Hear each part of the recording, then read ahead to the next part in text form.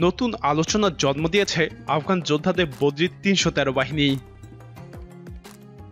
বলা হচ্ছে এটি ইসলামিক এমিরেটস অফ আফগানিস্তানের নতুন এলিট ফোর্স,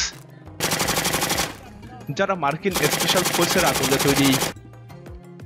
ইতিমধ্যে বাহিনীর সদস্যরা কাবুলের রাস্তায় শোডাউন করেছে। তাদের হাতে ছিল আমেরিকার অত্যাধুনিক M4 কার্বাইন আগ্নেয়াস্ত্র এবং পরনে ছিল বুলেট প্রুফ পোশাক। এছাড়াও মুখে মাস্ক, মাথায় আমেরিকান হেলমেট এবং নাইট ভিশন গগলস। এই বাহিনীকে নতুন বলা হলেও এদের অস্তিত্ব পুরনো। ঐতিহাসিক বদর যুদ্ধের ৩১৩ জন সাহাবীর সংখ্যা থেকে বাহিনীর নাম দেওয়া হয়েছে বদরি ৩১৩।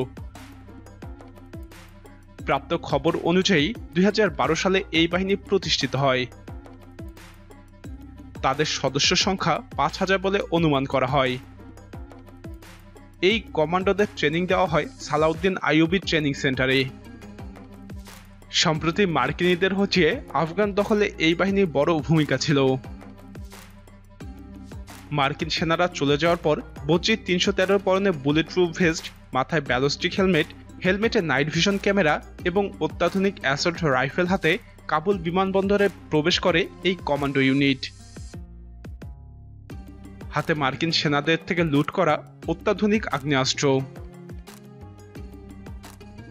সামাজিক যোগাযোগ মাধ্যমে আফগান এলিট ফোর্স বদরি ৩১৩-র ছবি এবং ভিডিও এখন ভাইরাল। আন্তর্জাতিক বিশ্লেষকরা জানাচ্ছেন, সামাজিক যোগাযোগ মাধ্যমে এই ফোর্সের ছবি এবং ভিডিও ছড়িয়ে দেওয়ার মাধ্যমে পুরো বিশ্বকে একটা বার্তা দিতে চাইছে আফগান যোদ্ধারা। বর্তমান আফগান যোদ্ধারা অনেক শক্তিশালী, এমন বার্তাই পৌঁছে দিতে চাইছে তারা। এর আগে সাধারণত যে পাঠানি পোশাকে আফগান যোদ্ধাদের দেখা যেত, এখন তারাই পরেছে মার্কিন সেনাদের পোশাক। শুধু তাই নয়, বিভিন্ন দেশে স্পেশাল ফোর্সের সেনা সদস্যদের মতো তাদের মুখও ঢাকা বিশেষ মাস্কে। আগে যে আফগান যোদ্ধাদের হাতে দেখা যেত রাশিয়ার কালাশনিকভ, এখন তাদের হাতে M4 এর মতো মার্কিন সেনাদের অত্যাধুনিক অস্ত্র।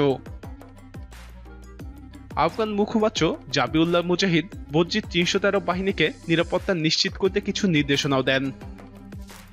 তবে সাধারণ মানুষ যেন আতঙ্কিত না হয় সেই বিষয়টিও মাথায় রাখার কথা বলেন তিনি।